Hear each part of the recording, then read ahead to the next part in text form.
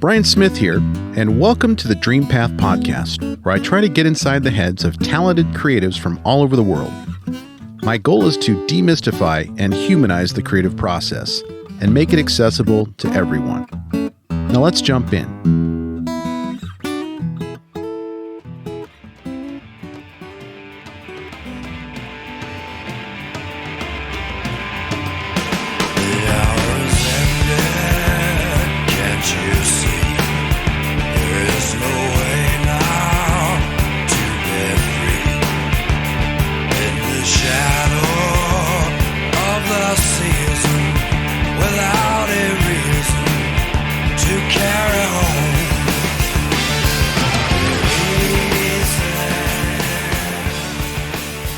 Brother Jason, welcome to the tribute episode for Mark Lanegan. Yeah, I'm glad to be here, but on these terms, it's kind of a sad moment. Yeah, it is. We're saying goodbye to a man that neither of us knew, Mark Lanegan. Right. But he is a Pacific Northwest indie rock icon, probably an international icon. He was huge in Europe over the last decade, but really a musician's musician. Played with so many different artists, got his start right in our neck of the woods in Ellensburg, Washington in the mid-'80s, and formed the Screaming Trees with former guest Mark Pickerel, and went on to become one of the most iconic indie rockers of the history of the Pacific Northwest. I don't think that's overstating the case about Mark Lanegan. No. I tried to interview Mark several times by trying to track this guy down and emailing his people, but just finding his people and his reps was difficult. And I'm not even sure that his website had a way to email his reps. But I did send an official email to someone asking to interview Mark a couple of years ago. And of course, that never went anywhere, and we never got to chat with him. Right. But we did talk to some folks who worked with Mark Lanegan, most notably Moby, Mark Pickerel, and Jeff Fielder. Yes. And I think what we're planning to do in this episode is to excerpt the portions of those interviews where Mark Lanegan was discussed and use that as a tribute to Mark so the audience can get to know him a little bit through those conversations. Right. And before we get started, Jason, I'll point out that Mark Maron of the WTF podcast, one of my favorite podcasters of all time, he interviewed Mark Lanegan in 2017, as you know, and just pulled that interview out from underneath the paywall, and as a tribute to Mark, made that available for free on the WTF website and on the WTF app. So wherever you get your podcasts, you can go listen to that interview with Mark Lanegan and get a sense of what he was like, at least back in 2017, what was going on in his life. Right. And you also get a nice little history lesson about music in the 80s, 90s, and 2000s. And he's got a pretty interesting life, and he's a dark soul, complicated guy from what I understand, but a pretty amazing artist. Yeah, I saw the interview too, and I think I was telling you he seemed like a kind of a lost, tortured soul in a lot of ways. And of course, we know that, over the years, he's dealt with alcoholism and addiction, but was sober, had gotten sober. And so, it just kind of it came as a shock to me that somebody like Mark Lanegan at age 57 would pass so quickly and so soon. I've known Mark Lanegan. He's been in my consciousness 30 to 35 years or so, probably you too. And he's basically a legend in this neck of the woods, being just 30 miles north of us in Ellensburg. He really was a staple, a really important part of kind of the evolution of Northwest music and what became grunge. And so everybody around here that knows him, of course, we're very fond of the Screaming Trees and a lot of his solo work. But, to me, Mark Lanegan has always seemed like there's a darkness there. Kind of a Jim Morrison-esque vibe, and totally very quiet, and kind of stays back in the dark a little bit. There's some pain in there. Yeah. My first introduction to the Screaming Trees was actually a little later in his career. I know he started in the mid 80s or so with Screaming Trees, But I first found out about him when I was working at a record store in like 1990, 91-ish when Uncle Anesthesia came out. Oh, yeah. And of course, Mark Pickerel, our former guest and friend, was playing drums on that album. Mm-hmm. That was one of his last albums with the Screaming Trees. Yeah, it was. Yeah. But I remember walking into the record store and hearing the title track from that album. And I was like, who is this? And you're right. In terms of the fabric of the grunge scene, they were part of that quilt, so to speak, and a big, big part of the Pacific Northwest grunge movement. And it started right here in Ellensburg, which is just right down the road from us. Yeah. So to be in Yakima, to be that close to folks that were so influential is pretty special.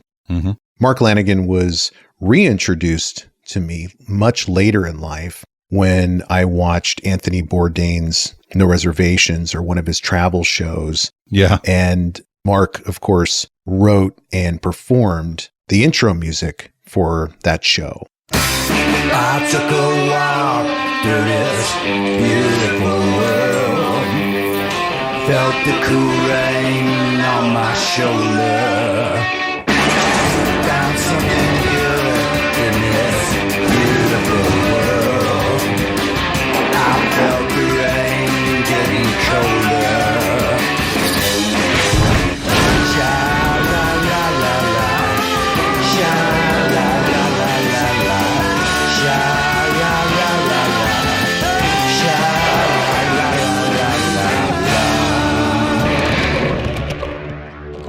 So, just out of curiosity, Brian, what's your favorite Screaming Trees song? One that really sticks with me when I think about the Screaming Trees, it kind of captures the essence of the Screaming Trees for me, is the title track from Uncle Anesthesia. And the reason for that is that memory of walking into my shift at the record store and hearing that song for the first time. And it was kind of a shift. It was a bit of a portal into that world of grunge music. And of course, I'd been listening to Alice in Chains and Mother Love Bone and a lot of the other, Mudhoney and the other Pacific Northwest bands, the Melvins, which is much earlier than that. Mm-hmm. But for some reason, because this was an Ellensburg band and we were in Yakima, it was more special to me and it resonated more with me. So that's my answer, Uncle Anesthesia.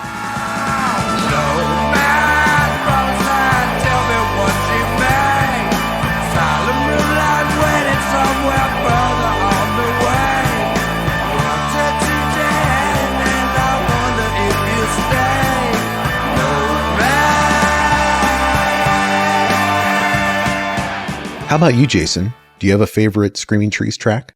I do, and it's the hits. I like the stuff that came out on Sweet Oblivion. So my favorite song is Nearly Lost You.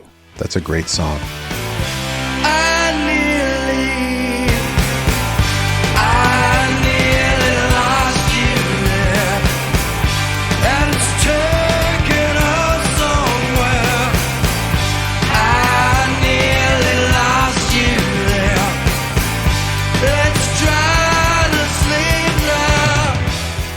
And I was aware of the first time I ever heard the Screaming Trees was Uncle Anesthesia as well. I know they'd done albums before that and stuff, but this was like the first one. It was kind of a major label deal. And so I heard it because I worked at the radio station. Right. And by then, I was already aware of Alice in Chains, like you said, Alice in Chains. I had heard Bleach from Nirvana. I had heard some Soundgarden. I think it was Loud Love. And so I was just getting into it. And then the Screaming Trees, when they put out Sweet Oblivion in 92, I was like, oh yeah, this is great. Mark Lanegan's voice, holy crap. Yeah, his voice was so singular, so unique. And you brought up that reference to Jim Morrison. I think that's the closest comparison I can think of in terms of how to describe Mark's voice. Mm-hmm. So deep, so dark. But it's not Jim Morrison. It's his own brand of darkness. And he was so sought after. That's the remarkable thing. And going back and looking at his discography and looking at the number of bands that he played with, Queens of Stone Age, Isabel Campbell. Right. The collaboration that he did with so many different bands because people wanted that type of vibe. They wanted that type of darkness that only Mark could provide. And as we'll hear in these clips, starting with Moby, these artists were seeking Mark out. He had no shortage of work in his lifetime. Nope. And I'm sure he had to turn down all kinds of projects. But the musicians that were wanting to work with him, they were the ones reaching out to him. So why don't we get started by jumping right into my chat with Moby, where Mark Lanegan is discussed. I'd like to talk to you about The Lonely Night with Mark Lanegan and Kris Kristofferson. And I think that was originally recorded with Mark back in 2013, but then you brought in Kris on Reprise. Tell me about your thought process on who you were going to bring in to record that song and what your instructions were, if any, to Mark and Kris when they were recording.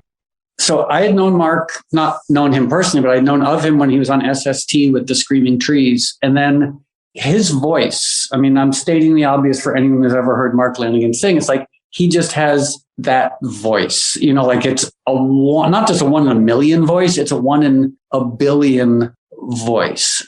So I met him about 10 years ago. And when I first met him, I was terrified because, he's got this dark voice. In public, he never smiles. And I saw him perform and he was kind of intimidating. But I'm so mercenary when it comes to pursuing voices that I found myself backstage and I approached him and I asked if he'd ever want to work on music together. And my assumption was that he would either stab me or ignore me. And instead, he was delightful. Like I was living in Hollywood. He was living in Glendale. We're both in 12-step programs. And we started working on music together. And he was, and I'm not just being nice, but like he was really creatively both inspired and phenomenally hardworking. Like he has this work ethic where when we recorded The Lonely Night the first time, he came to my studio and we recorded it once and it was perfect because he had done all the work at home in his studio beforehand. And then it was a very obscure song. It was an obscure song on an obscure album. But I really have always loved it, and I wanted to revisit it for this album for Reprise and to hear what it would sound like played with an orchestra.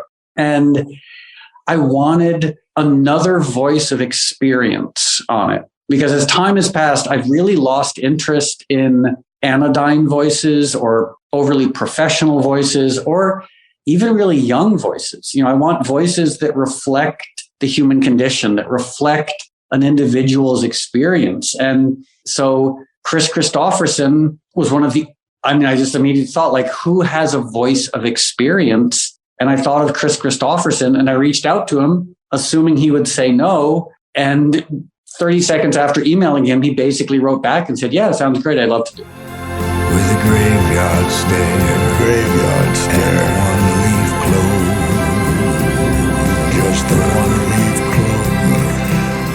Here come the lonely night.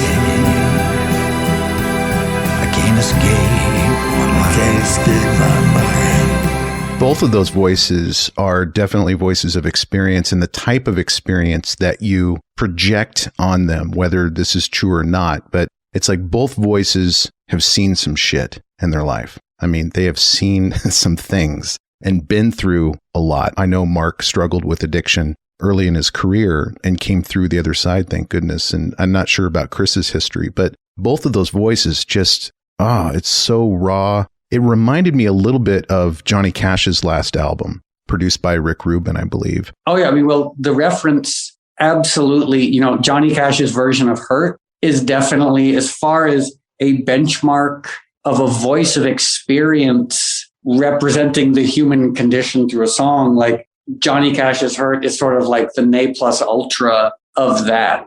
Yeah, or for example, like Leonard Cohen's later work, when his voice had gotten to that place as well of just like that gravitas. And I don't think Leonard Cohen was a bottomed out addict the way I am, the way Mark Lanegan, Kris Kristofferson, Johnny Cash were. But like, as we're saying, like, I've come to appreciate adult voices where there's just the complexity and the humility. It's really hard to be arrogant if you're me or Mark Lanegan or Kris Kristofferson, who have been so completely comprehensively bottomed out as addicts. That kind of knocks the arrogance out of you. It makes me think a little bit of, and this is a very odd analogy, but Do you remember a Simpsons episode where Bart Simpson sells his soul? I don't. Okay, so there's an episode, Bart sells his soul to Milhouse, and as a result, he has no soul. And so suddenly, like, the animals in his house won't interact with them. He tries to pet the cat, and the cat runs away from him. And he says to the cat, like, well, you're pretty picky for someone who eats bugs. And I sort of feel that way about bottoming out about addiction, where no matter what happens, the bottomed out addict can't take refuge in arrogance because they remember the degradations of how they bottomed out. Right. And that might be sort of where like some of the humility in the voices of, Mark Lanegan and Chris Christopherson in that song, where that comes from. What a testament to Mark's singular talent that someone like Moby, who did not know Mark, had no relationship with him, right, would seek him out despite being so intimidated by his presence and by his vibe, and would want him to sing The Lonely Night on his album Reprise. Yeah. With none other than Chris Christopherson. What an honor that must have been. But after listening to Mark's interview with Marc Maron on WTF, it is so obvious that Mark Lanegan does not really get a lot from these experiences that is ego driven. Yeah. I think this is a guy that is driven to create and to perform and to collaborate. But you can tell with Marc Maron's compliments toward Mark Lanegan that Lanegan was pretty uncomfortable with praise. Yeah. And that is a special type of personality to see in the music world. Someone who's doing it for the pure experience of creating, as opposed to praise and fame and riches. This is a guy that could have had a lot more than he did in life, in my opinion, professionally and career-wise, or money-wise. But he chose a path of staying true to his vision, which was making good music with friends and fellow creatives. And I think that's what attracted Moby to Mark, not just his voice, but also his spirit. I agree. I liked what Moby had to say about Mark and how he felt intimidated and thought that he was either going to stab him or something like that, where you could tell, he was kind of like, I don't know if I should do this. But, I've seen interviews with Mark Lanegan, and he did seem like someone you might think twice about approaching. But once you did approach him and maybe introduce yourself and start a conversation with, he warmed up to you. Right. And was really, really kind of this cool guy. But I just think he really didn't like doing interviews, and I think he felt uncomfortable opening up. And you can tell that with the Marc Maron interview. Totally. And that's why the interview was a lot shorter than most of Marc Maron's interviews. I think this was like 40 minutes long, or certainly less than an hour, which is unusual for Marc Maron. Yeah. But when you listen to the questions and the answers, there isn't a lot of banter back and forth. It's just Marc Maron making a comment or making a point or asking a question, and Mark Lanegan laughing nervously, answering the question, not being evasive, right, but not really being helpful to move that conversation forward. You know what I mean? No. Yeah. Yeah, I do.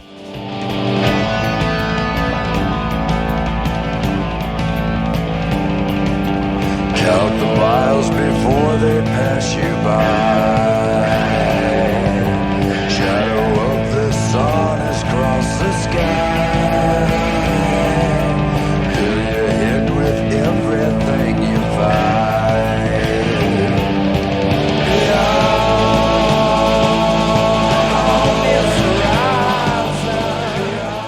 So the next guest that talked about Mark Lanegan knew him really well back in the 80s, and that is Mark Pickerel from the Screaming Trees. And that's how Mark Lanegan got his start in music, as a lead singer. Let's listen to Mark Pickerel talk about the origin story of how that came together. I've heard interviews with Mark Lanegan where he talks about Ellensburg, and most of the people that interview Mark don't know where Ellensburg is. And I think most people in general don't know where Ellensburg is because it's such a small town out in the middle of nowhere. But I wasn't able to get a sense with the interviews with Mark whether he thought Ellensburg, like he became who he was because of Ellensburg or in spite of Ellensburg. And I want to ask that question. Probably a little of both. And, for many years, we were actually kind of resentful of Ellensburg's indifference towards us. The only time we could play a show here in Ellensburg is if we rented a community center, which I might add is just a block away from here. If we rented a space, we could put on our own show, but no one wanted to book us. No one invited us to play. We weren't welcome to play in any bars around here or any place like that. So we did resent that, and that it took our appearance on MTV for people, the Ellensburg community, to start taking pride in us, was a little too late. On the other hand, there were people here who supported us and helped facilitate the groundwork, or a place for us to develop our own sound and to develop a kind of a career strategy. That Steve Fisk had moved back here around the time that we started flirting with doing some home recordings and that kind of stuff. Steve Fisk, who later produced our first records and Nirvana's records and Mudhoney and worked with Soundgarden and many other artists, Car Seat Headrest recently. Anyway, there were people like Steve and some people within the community that did kind of offer us some mentoring. And so there were people here that did encourage us and who really appreciated us. But on a whole, we were up against a lot of indifference. Mm-hmm. Yeah. So it's almost like in spite of the barriers that were here. Absolutely. In fact, one of our first songs was called Stand Against Barriers. Okay. So. Yeah. And you started in your freshman year of high school with that band? Yeah. Originally, Van and Lee, the Connor brothers, on guitar and bass, and I started a group called Him and Those Guys. And it was, most of our set just consisted of covers of everyone from the Sex Pistols to the Rolling Stones and Cream and the Psychedelic Furs. It was basically just a cool cover band. Yeah. And then Lee started writing his own songs around the time I was a junior in high school, and that's when we started, and that's when we recruited Lanigan to sing, and the rest is history. Yeah. So why Lanigan? Like, what did you see in him that you thought he would be a good fit? Well, interestingly enough, so I'd already been, like I said, I'd been playing drums for the Trees for a couple of years, and Van Connor, our bass player, and Mark shared, they sat next to each other in a journalism class and discovered each other's mutual fandom of like Motorhead and Black Flag and, Sex Pistols, the Stranglers. So Mark had apparently just acquired a drum set through a drug deal gone bad. And some guy couldn't pay him for some drugs he was supposed to have purchased. And so the guy gave him a drum kit. And so Mark mentioned this to Van that, hey, I play drums, we should start something. So we decided that I would sing and Mark would play drums. And we all got together, and it became evident immediately that he didn't really know what he was doing behind the drums. And I could carry a tune, but I hadn't really developed any personality as a vocalist at that point. So we switched roles, and just to see whether or not he could sing, and we knew I could play drums. And we launched into a really fast version that we'd already been fooling around with before Mark joined. We were fooling around with this really fast version of The End by The Doors, like a really fast, like urgent version of it. Yeah. And super slow song originally. Right. Yeah. This is the end, my only friend. Well, we picked up the tempo to this is the end, da da da, my only friend, the end. Nice. And so we just sort of coached Mark on like how we had reinvented this song. Sorry if I got a little loud there. Coming in hot. Anyway, it was clear to us that that Mark would have to sing from then on, and like that we had our own Jim Morrison, and we immediately started making demos and played those demos for Steve Fisk, and he suggested that we book studio time immediately, and we started recording during my junior year, and I think that first release, Other Worlds, came out at the beginning of my senior year. So but we finished 2 records by the time I graduated. That's incredible.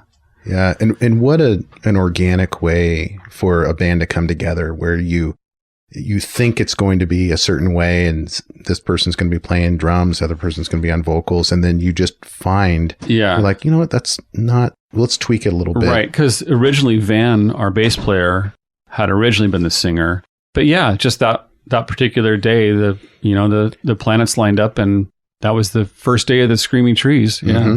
And the evolution of that sound, which I think, in my opinion, Clairvoyance sounds like a first album. I mean, it's got the production value obviously is not going to be as great as Uncle Anesthesia, but I mean, there's just so much maturity that happens from the mid 80s through the early 90s. And I love that evolution. Mm-hmm. What was the impetus behind your leaving the band in 91 this is an incredible album, Uncle Anesthesia. Well, thank you. And I was really proud of what we were accomplishing artistically. I couldn't have been prouder. And I knew that we were actually on top of our game at the time, and that I was walking away just on the cusp of, potential worldwide recognition. But I was also kind of exhausted. I was kind of the diplomat in the band, or the most kind of diplomatic member of the group, always trying to be the peacekeeper. And that was a very difficult task with, especially the dynamic between Gary Lee, the guitarist, and Lanegan was just exhausting. Mm-hmm. There was a lot of rivalry between the two of them, and a lot of competitiveness. And was Gary Lee using at the time too? No, not at all. Okay. No. So and actually, Mark wasn't either. Mark, a couple years earlier, just actually right after the Screaming Trees formed, or about a year after we formed, Mark, his leg got ran over by a big pea-vine combine. And if that's what they're called. That's a very Ellensburg injury. Yeah, he was out working the crops on the other side of the Columbia River and ended up almost losing his leg in this accident. And the doctors, while examining him and trying to mend him back to health, happened to stumble upon his liver, and or they discovered that his drinking had become a real danger, and advised that if he wanted to live, to see 30, that he would need to stop drinking. So he stopped drinking, and for like the next 5 to 7 years, he went cold turkey and wasn't drinking. But he was a very dry drunk. He was very unhappy, recovering alcoholic, and so that was part of what created this dynamic that was really intense. And me being the peacekeeper, it just like kind of kept me awake at night. Trying to figure out how to negotiate a peaceful existence within the group became too much for me. So tell us about Nirvana, because you had the privilege of playing on a couple of tracks that made it to the box set. Right.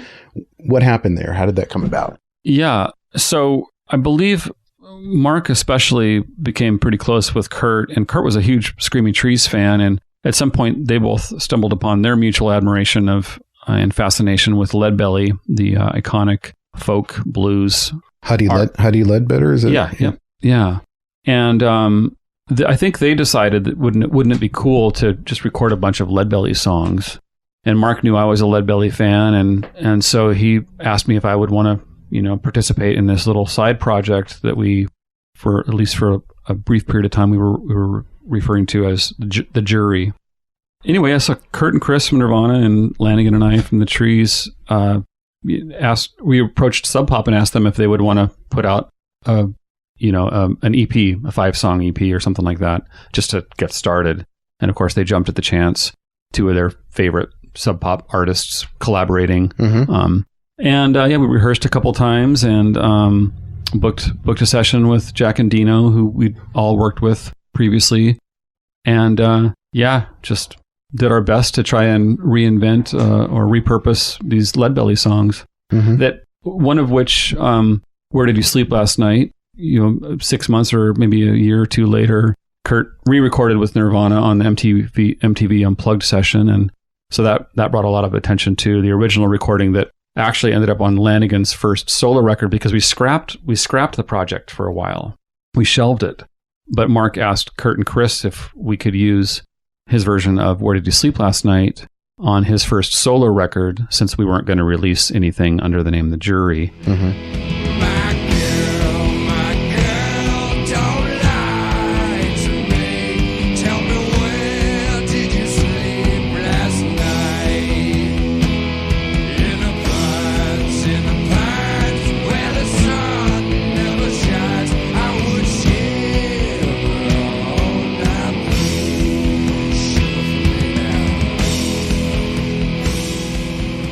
And then, like 10 years later, Universal or Geffen or Universal contacted me and told me that Chris and Dave Grohl had decided that they'd like to use the 2 remaining tracks from that session and include them in a Nirvana box set. So Nice. I was thrilled. Ain't it a shame and Speeds Up? Is that?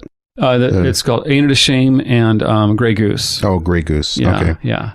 This was like post Bleach, but pre Nevermind. Yeah, exactly.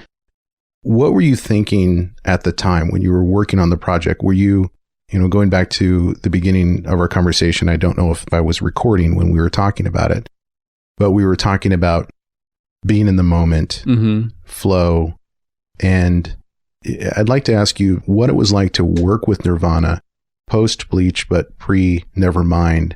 Speaking about flow and everything, that particular lineup was really easy to play with, and playing with Kurt and Chris and Lanegan was pretty effortless. It didn't really require a lot of effort on my part. Something about the way the chemistry of Kurt and Chris that they brought to the mix, and all that talent. I mean, whether it's Lanegan or Kurt singing, there's just so much command in what they do that everything else just sort of falls into place. And like the way Kurt plays guitar with a lot of confidence and a lot of purpose. Mm-hmm.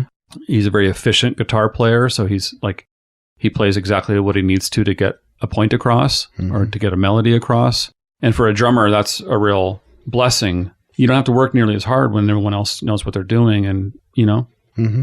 What were your thoughts about Kurt and also Mark too? Because Kurt and Mark to me seem like, extremely talented people, but both flying too close to the sun. Absolutely. Basically. Yeah. Yeah. And like I said, this was before Mark started using again. And actually it was before Kurt.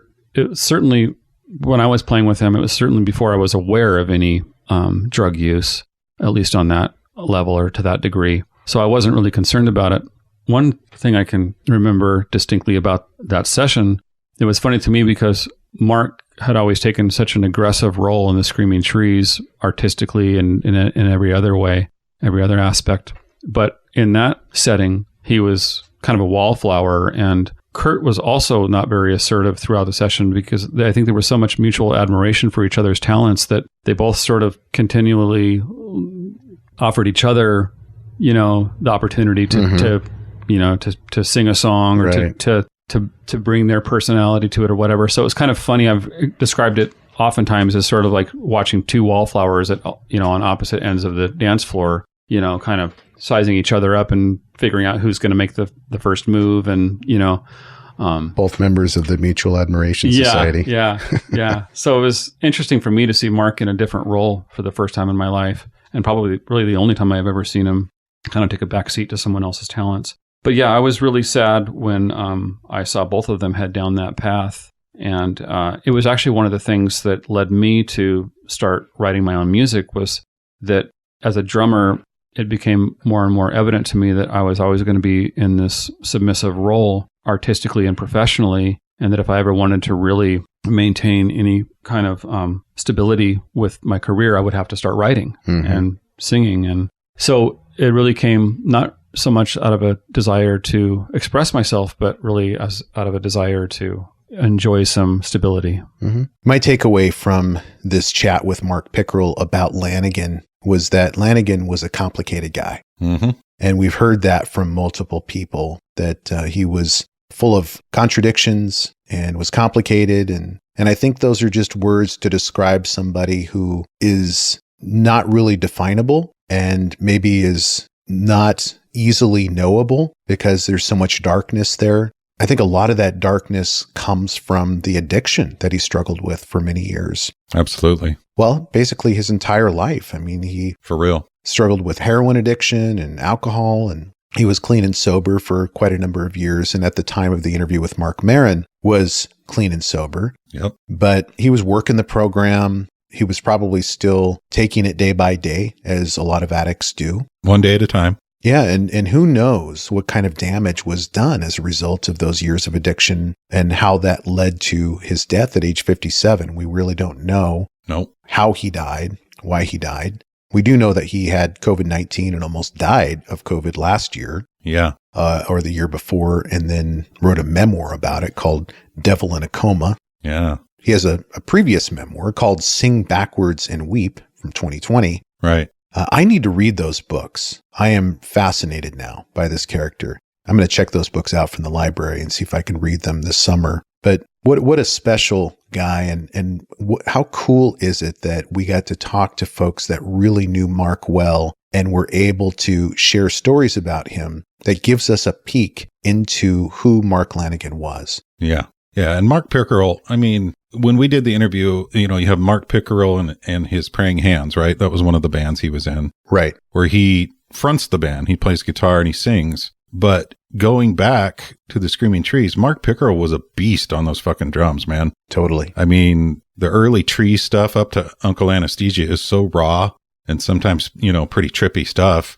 I really liked hearing Mark Pickerel's point of view because he is someone who knew Mark Lanegan from an early age. He was there in the trenches during the formation and the buildup of the band, the Screaming Trees, and stayed there right up until the first, you know, until they first got signed. So hearing his story is an even deeper insight into who Mark Lanegan was as a person and as an artist. Man, well said, Jason. Well said.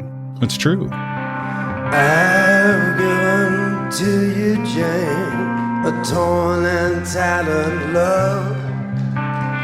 Do you hear the tolling bells that ring down from above? Thought I'd rule like Charlemagne, but I've become corrupt.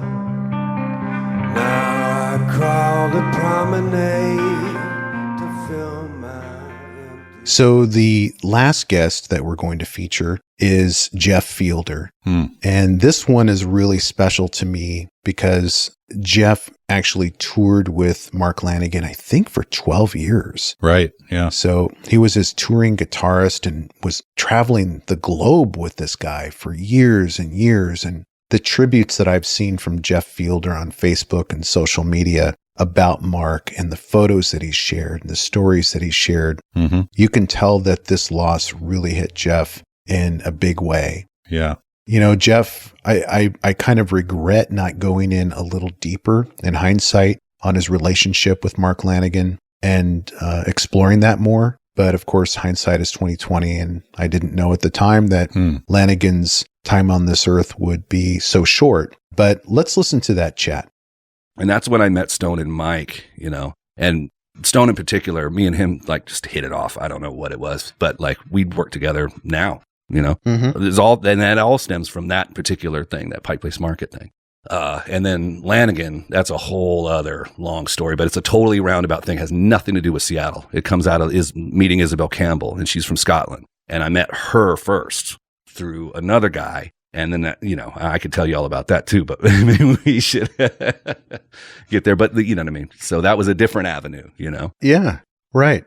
And so Isabel, what is her connection to the Pacific Northwest? And forgive my ignorance if I should know this, but from Scotland. So do you know who I'm talking about? No. Do you know who Isabel Campbell is? No. Okay. So her and Mark Lanegan made 3 records together. Okay. In the 2000s. And they're excellent. She was originally in a band called Belle and Sebastian, and they're Scottish. And then she went off and did some solo stuff. And she wanted to have this foil, you know, to her. She has a very sweet, very soft voice, you know, and she wanted kind of her Lee Hazelwood to her, you know, Nancy Sinatra. And her boyfriend at the time, if I'm not mistaken, this is the story, suggested Mark Lanegan, and she had never heard of him, but she listened to some of the stuff, which was all kind of rock oriented at the time. And she's like, well, his voice is amazing, so it'd be great. So she just contacted him, and then they ended up making these records together. And she would send the stuff to Mark in the United States. She would be in Scotland. She's got her band in Scotland,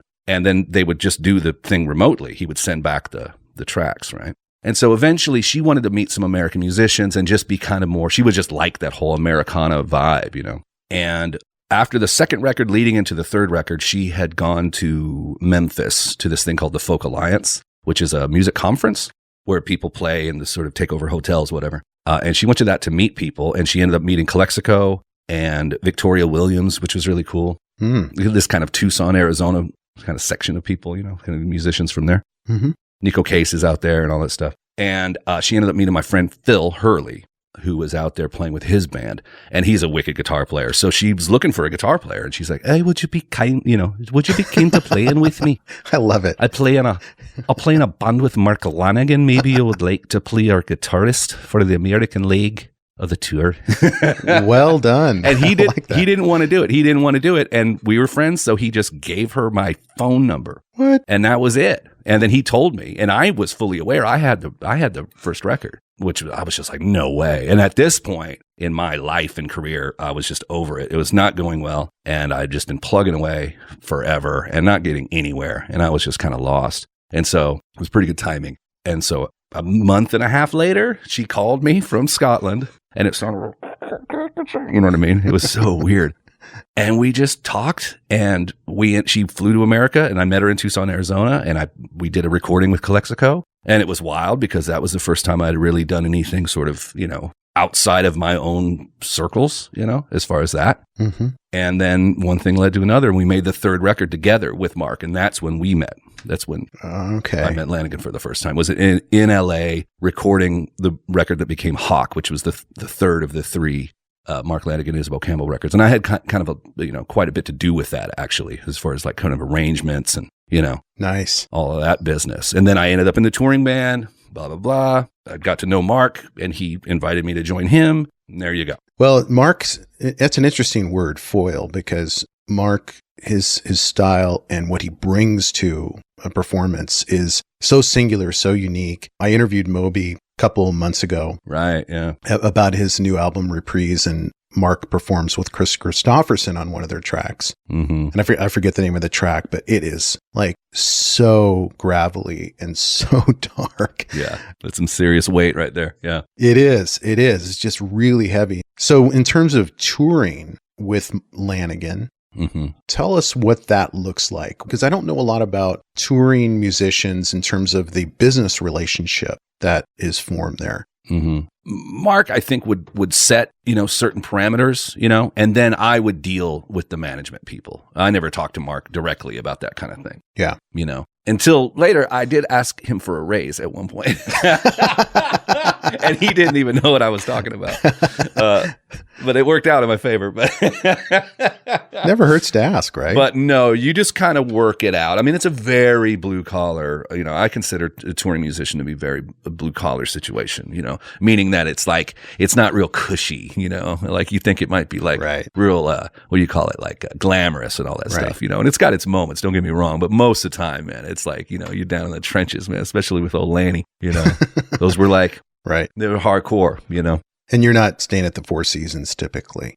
You know what, man? I especially when it was the two of us and it was kind of a one-off every once in a while, and maybe the venue or wherever we were playing, the festival or whatever it was, would be like, kind of hooking us up. I've stayed in some pretty nice places, man. I gotta say, you know what I mean? Nice. But like if it was a tour, like it was a proper, 3-month tour, you know what I mean? Is dirty old bus, and you know what I mean?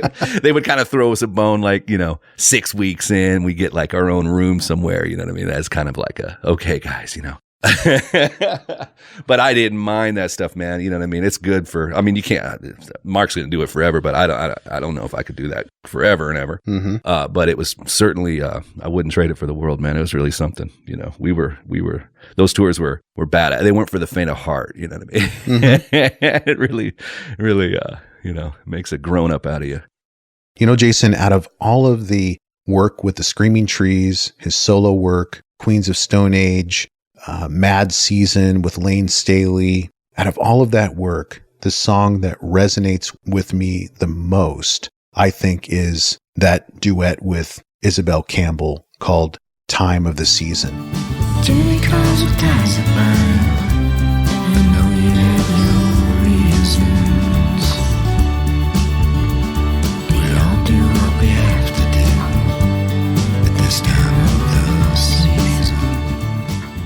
I agree. It's a very special song. The Jeff Fielder thing, it really took me back to like what you said. You had seen him on Anthony Bourdain on the show Parts Unknown. And I hadn't seen that before. I just saw it last night. There's a 10-minute clip on YouTube of Anthony Bourdain on his show having dinner with Mark Lanigan and Jeff Fielder at a restaurant in Ballard called Ocho. Right. I've seen that episode. Yeah, it's pretty cool talk with both of them. Quite funny at times, actually. And I think you get to see a different side of Mark, and just the whole vibe of the atmosphere as they talk is pretty special. And they show clips of their performance and just this really cool music that Jeff and Mark do together. And I just think Jeff Fielder was one of the last collaborators with Mark that I think really connected. And I think those two really had a special bond or connection musically. And it really comes through. If you just look up those guys on YouTube, you'll see and you'll hear what I mean. Yeah, it's kind of creepy too when you think about the connections and the folks that have died early for whatever reason. Like Anthony Bourdain committed suicide not too long after that episode. Right. There's a clip of Mark Lanegan singing with Lane Staley of Mad Season on YouTube that you sent me just last night, where you're looking at them performing on stage and you're going, both of these guys are gone. Way, way too young. It is very weird. Tears and lies for answers. You an open vein, but God knows I'm gone. Girl, I just want you to come on down.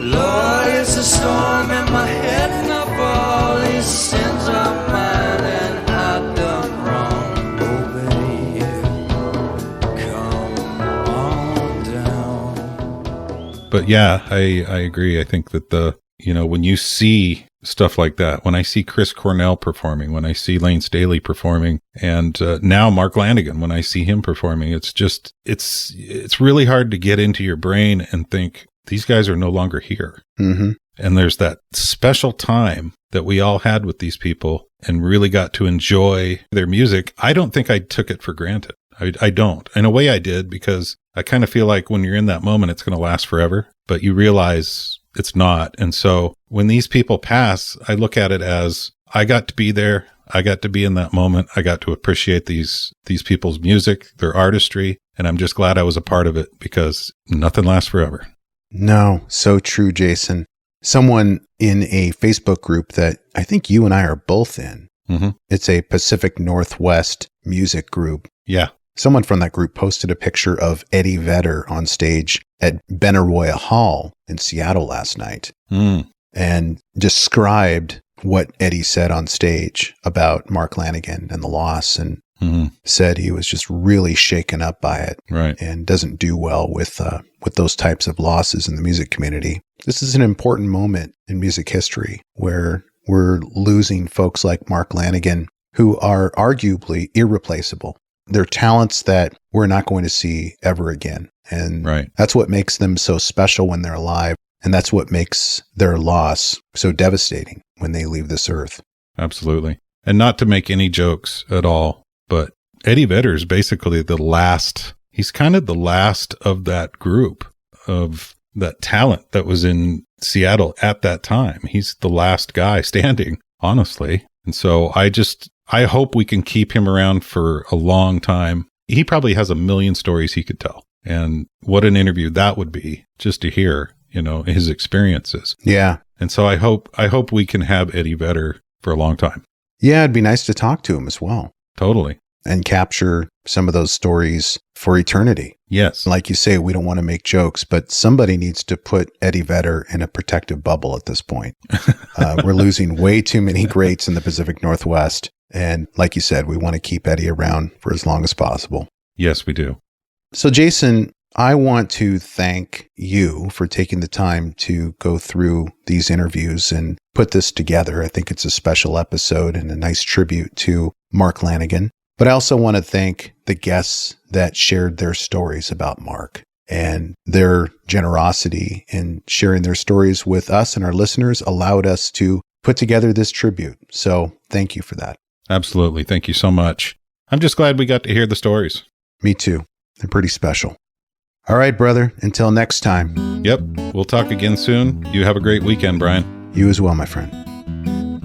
Hey, thank you for listening, and I hope you enjoyed today's episode. If so, I have a favor to ask. Can you go to wherever you listen to podcasts and leave me a review? Your feedback is what keeps this podcast going. You can also check us out on Instagram, Twitter, and Facebook with the handle @DreamPathPod. And as always, Go find your dream path.